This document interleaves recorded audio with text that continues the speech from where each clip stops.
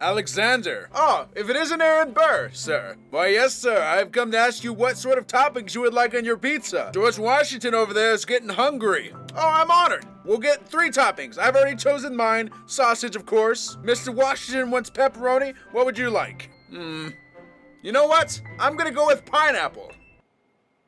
Alright, meet me on the battlefield. We're having a duel in like 10 seconds. On July 3rd of 2020, Disney Plus decided to release the theatrical version of Hamilton. And this full-length version of the musical was made up of 3 different recordings of the live production of the show itself, all cut together and spliced up to one viewing amazingness. You can quote me on that. And when I heard that it was coming to the streaming platform, I was super excited. Because as you know, I would call myself a connoisseur of musical productions. You saw my freaking review of Shrek the Musical. It was great! And ever since then, I've been wanting to take a look at some musicals, but you know, a lot of musicals don't have many theatrical kind of, productions like this. And I think that is such a shame. Because not only do productions like this get a chance, be shown to a wider audience, but you, the person who enjoyed them, gets to view them again in amazing quality. When I went to go see Phantom of the Opera live in New York City on Broadway, I was way in the back. Hey, you see me? I'm way back here. And it was kind of hard to see a lot of the detail, but musicals like this, they just allow you, the viewer, a chance to see up close and personal shots of these actors doing what they do best. Which is why today I have decided to take a look at Hamilton, the musical. Probably one of my absolute favorite ones to ever exist. But why do I think that Hamilton deserves a spot known as the greats of musicals? Well, I'm gonna show you in this video. Dear Theodosia, what to say to you? I hope you're excited to hear me sing some of these musical songs because it's gonna be great. Oh yeah, Joe, I'm so excited. I know you're excited and I know you're ready. Now, you're probably wondering, what's Hamilton about? Well, obviously, it follows the life of Thomas Jefferson. No, Benjamin Franklin. Wait, it follows the life of Alexander Hamilton from his time journeying to the Americas all the way up into his death with his duel with Senator Aaron Burr. But before we get too far in the road, let's talk about some of these actors. Can I just say that every single actor in this musical just does such a freaking amazing job as their characters? And not only that, but many of these actors actually have to play multiple individuals, and they're differences in the characters are insane. I mean, just look at Okira Inadoan. He freaking does such a good job of going from Hercules Mulligan to freaking James Madison. Just look at the mannerisms of these 2 characters. Hercules is just such bombastic nature, and then you have James Madison over here is just so pompous and perfect, basically. That was such an amazing transition. But I mean, I guess that's what actors do. They act! But by God, give every single one of these freaking cast members an Emmy, because my God, they deserve it. And now let's move into the actual story of this musical. So this story has 2 acts. The first that I would refer to as freeing the nation, and then the second one would be leading the nation. And you know how when you watch other musicals, like you can decide which one's your favorite, like, oh, act 1 was a lot better than 2, or act 2 is better than 1. For me, I can't decide. I am legitimately stuck between a rock and a hard place. And now, while I can't talk about every single song in this entire musical because, ironically enough, it would be 2.5 hours long, I do want to point out the ones that are super important to the plot and also my personal favorites. I'll try to be as comprehensive as possible, but you can only do so much with a video of this size. How long is this video anyway? Oh, okay, I'll try to stay underneath that. But Joe, you can't see into the future? You don't think I can? I mean, you're right, Now, probably one of the most recognizable portions of this musical is its opening song.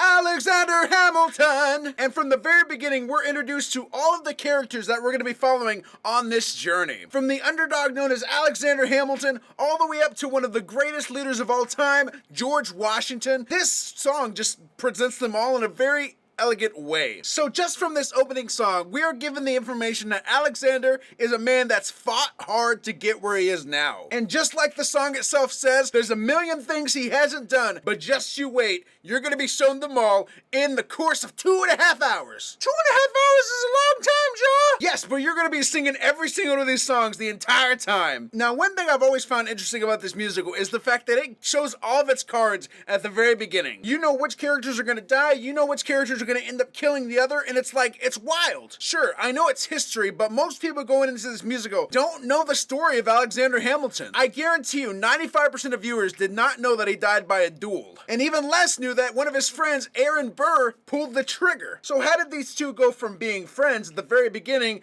to being enemies at the very end? And I, for one, think that the musical does a very, very good job of showing off that transition throughout the entire freaking pace of it all. Now, one of the most landmark songs of this entire musical is My Shot. This is a turning point for a lot of these characters, even though it's like the third song. We, the audience members, are shown Aaron Burr's restrictions away from becoming a part of a lot of these different movements. While we have people like Alexander, John Lawrence, Hercules Mulligan, and Lafayette standing up ready to take their shots. And this song perfectly shows off these four characters in a bombastic way.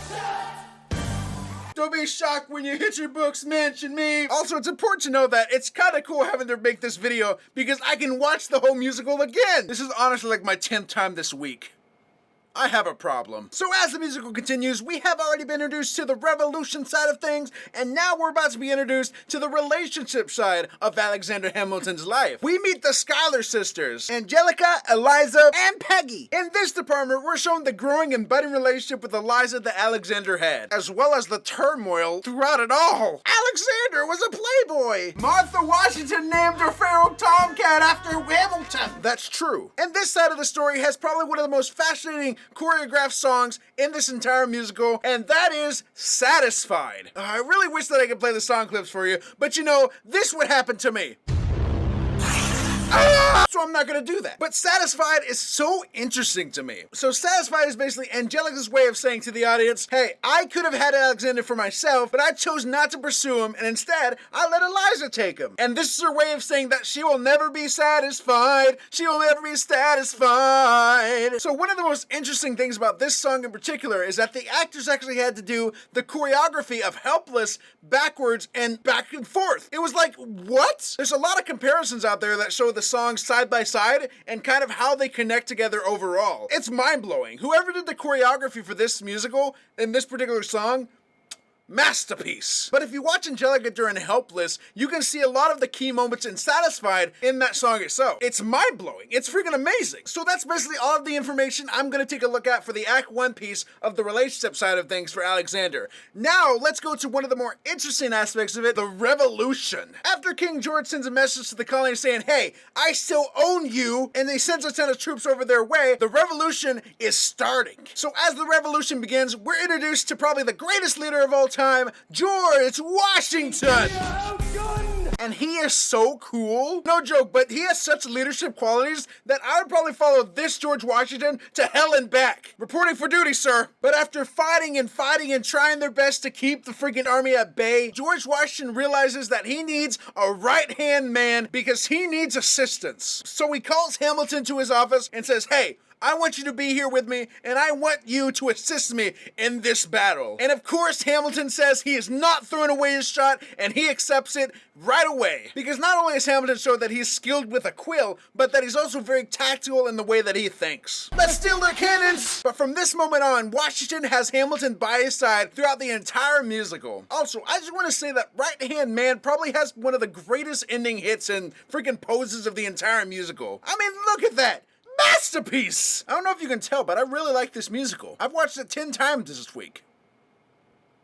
So one thing you'll probably notice as this musical goes on is that Aaron Burr gets screwed over a lot by Alexander Hamilton. Not because Alexander Hamilton is doing it on purpose, but because Aaron Burr just doesn't do stuff very well. But as this musical goes on, we get humanized versions of songs that he sings to show his side of things. He takes on the methodology of waiting for something to happen, waiting to see how things turn out before he takes action. But songs like Wait For It and Dear Theodosia just do such a good job of showing off his character and why he chooses the path that he chooses. And while there is one more song that really does show that off in a very powerful way, I'm gonna save that to the end of the video because that is one of the ending songs songs. We'll get there, trust me. So as the revolutionary side of this story continues, we the audience are shown all of the absolute bottom of the barrel scrap actions that these people had to take in order to win this revolution. With most of these battles not even being wins, but instead stalemates, it really shows off the lengths that these people had to go through in order to even get close to winning this battle. From General Lee, who was smack-talking George Washington throughout it all, to the internal quarries that they had and people getting shot. Yes, General Lee got shot.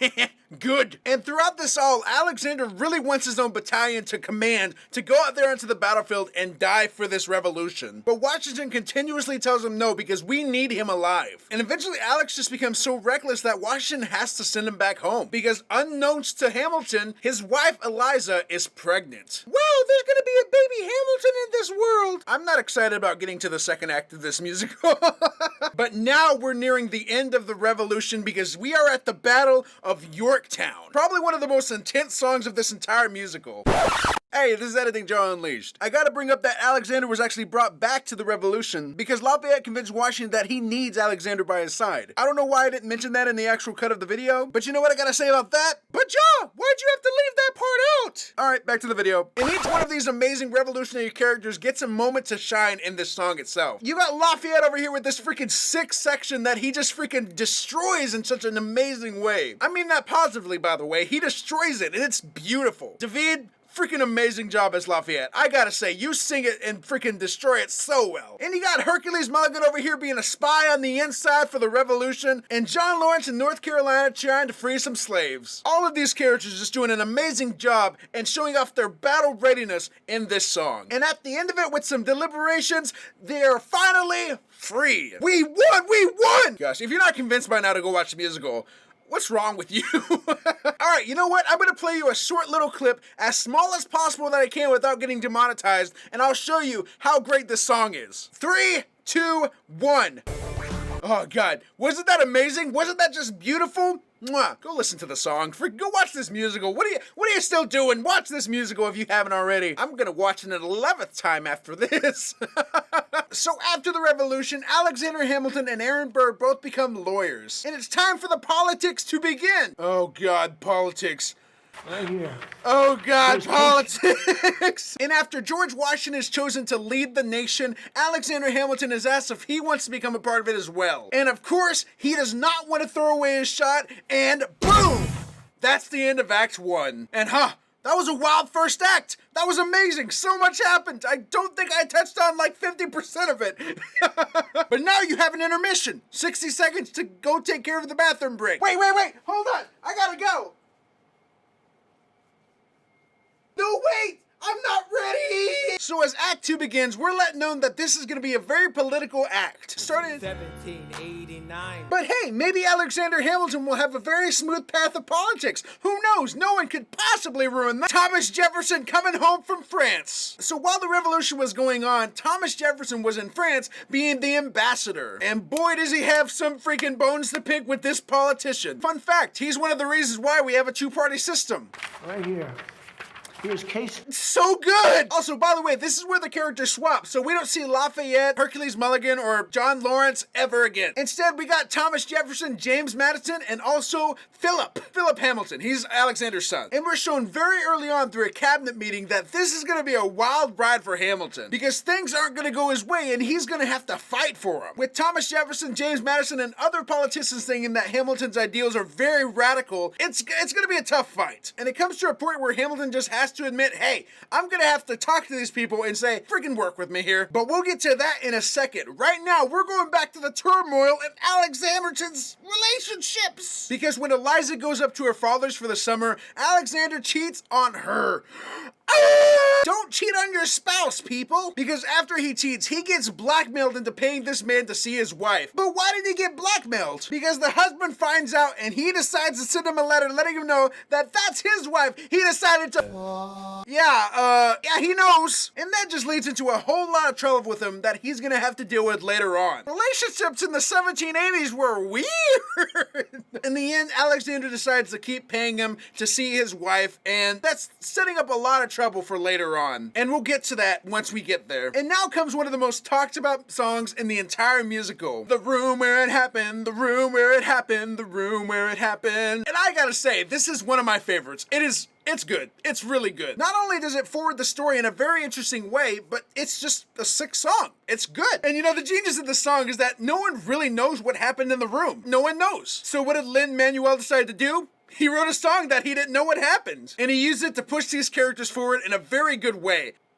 Do I need to say it again? Masterpiece. But during this song, we're shown that Burr really wants to be a part of these talks. He wants to be in the room where it happens. And now he's going to take action into doing that. Even if he has to bend his own morals and his own thoughts to get there. So after Burr decides to take more action and become more interested in becoming a part of the Senate, he runs against Alexander Hamilton's father-in-law, and he wins. So Hamilton's father-in-law is out of the Senate. And here's a big point of contention that I think Hamilton has against Burr. Because not only did he change parties, but he ran against someone that Hamilton cared about. And as Hamilton says himself, I always considered you a friend. Considered. There's an ED at the end of that. And while Burr's over there like, I don't see why that has to change. Hamilton's like, you've signed your death warrant. From this point on, I don't think that Hamilton says literally anything good about Burr. So yeah, the tension between Burr and Hamilton is just growing at this point. So moving forward a little bit, we're into another cabinet meeting where it's time for the US to say, hey, do we want to back up France? Because the French Revolution's going on at this point. And when Hamilton and Washington decide, hey, it's not worth our time and our efforts, Thomas Jefferson, James Madison, and Burr all decide to go up against Hamilton now. Thomas Jefferson drops and says he's going to be running against Washington for president. Hamilton's not too worried about that. You know what, Washington? Sir, you're going to win. There's no way you could lose. In fact, I'm going to write letters because he sucks. Hamilton, I need to let you know I'm dropping. Excuse me? It's a big moment because now Washington wants to show off to Hamilton that, hey, we gotta move on as a country. We gotta learn that these leaders can't stay these leaders forever. Do we want another monarchy? I don't think so. So in a really beautiful song, Washington says goodbye and says that he's gonna be going home and not running for president any longer. Because he's dedicated a lot of his life to this country and he wants to go rest. It's a song that honestly gets me cheered up because, you know, I really do like this portrayal of Washington. I just think it's so freaking amazing. Like I said earlier in the video, I would follow this man into hell. So as many people agree, this is a point after Washington leaves that Hamilton really starts having to fight and get rabid. Also, fun fact about One Last Time, I decided, hey, I want to look up Washington's last speech. Like, how much does this musical actually borrow from his speech? It's crazy hearing the actual words and also seeing them written down in Washington's own writing. Many people are going to start looking up history stuff because of this musical. I want to learn more about Lafayette. I want to learn more about Hercules Mulligan. I want to learn more about our history. And I'll get to that near the end of the video as well. I'm saving a lot for the end of the video, I guess.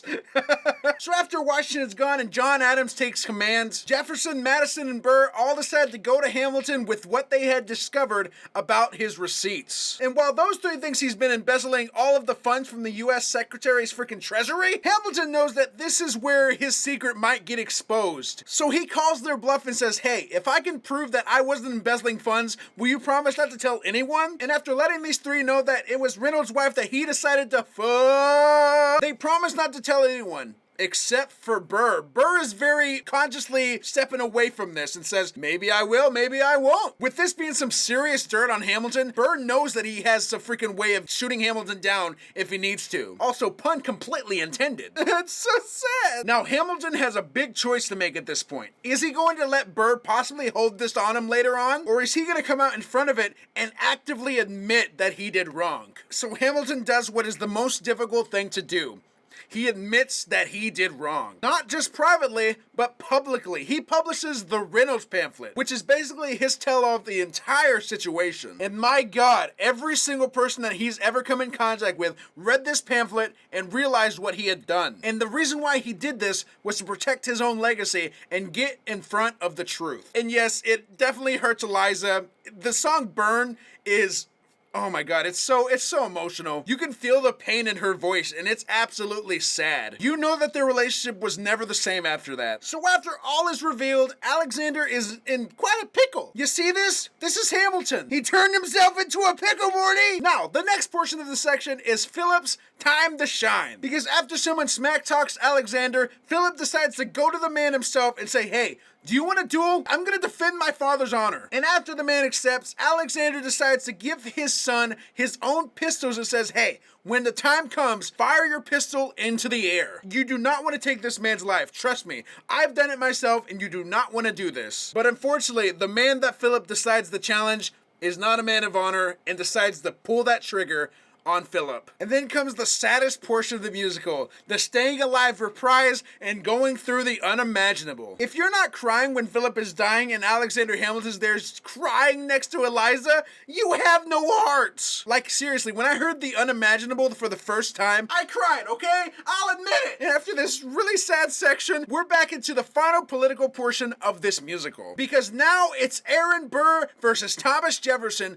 for the political presidency. And ironically enough, Thomas Jefferson and James Madison know it's really up to Hamilton to give his endorsement to one of them and say, hey, this is who I'm voting for, and whoever he endorses, they know will win. And Aaron Burr really does believe that Alexander is going to endorse him, while Thomas Jefferson is over there sweating like, yeah, this probably isn't going to work out for me. But to everyone's surprise, even though he was against him the entire second half of this musical, Alexander decides to endorse Thomas Jefferson. But why? Well, because Thomas Jefferson has beliefs that he's willing to fight for. Burr is flippity floppity and way too willing to change up at any second for anybody. And probably one of the most burning things that Thomas could have said at that time was thank Hamilton for the endorsement. Could you imagine being Burr who thought that, hey, Alexander's gonna endorse me, there's no way I could lose. And then getting freaking crapped on by Jefferson at that point. And after this political nuclear bomb, you can see the absolute hatred in Burr's eyes. The voice that Leslie Odom Jr. decides to put on after that is freaking like, I can't wait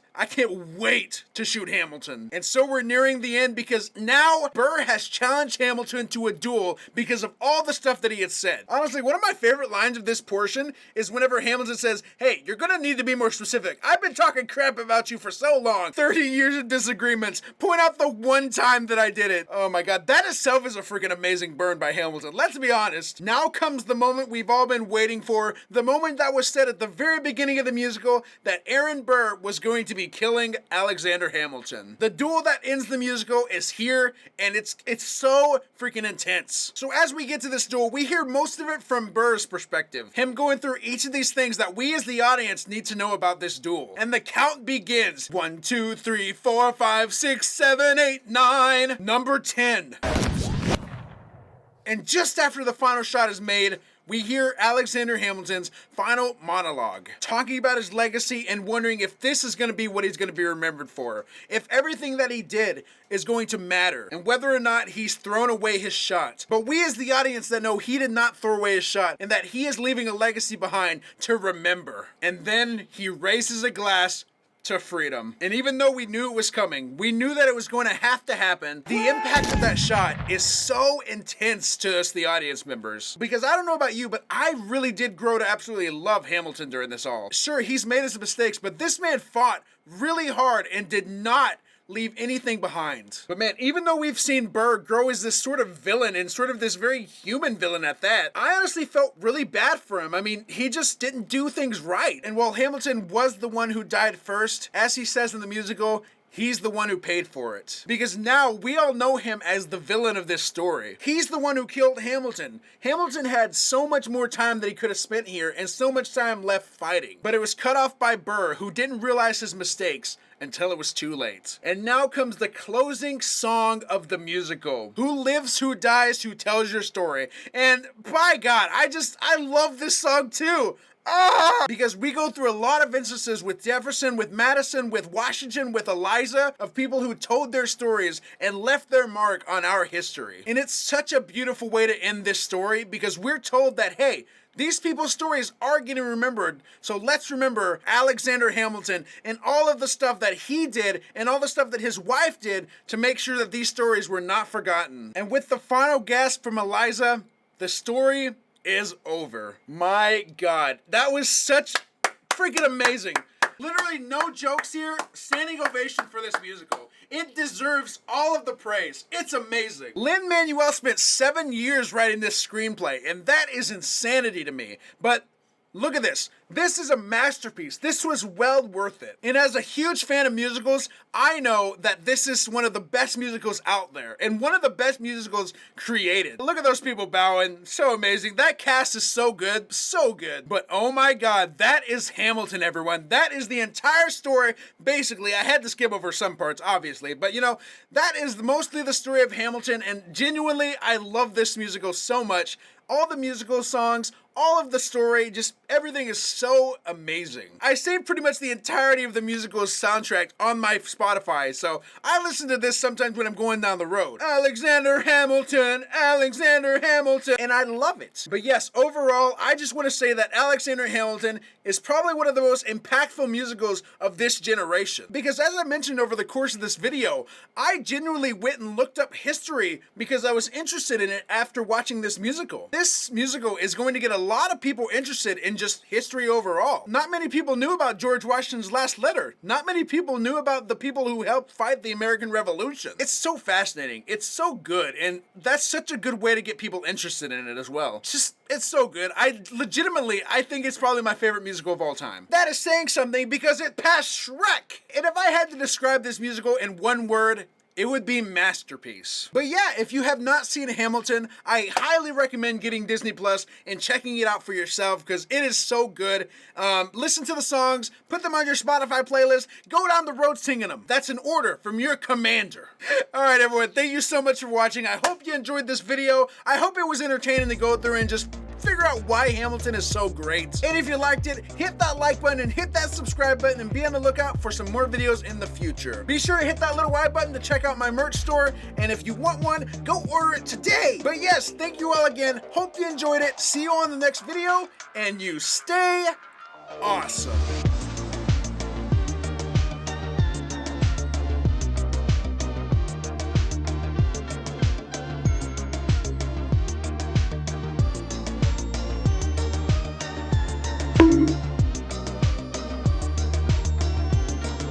I am not throwing away my shots.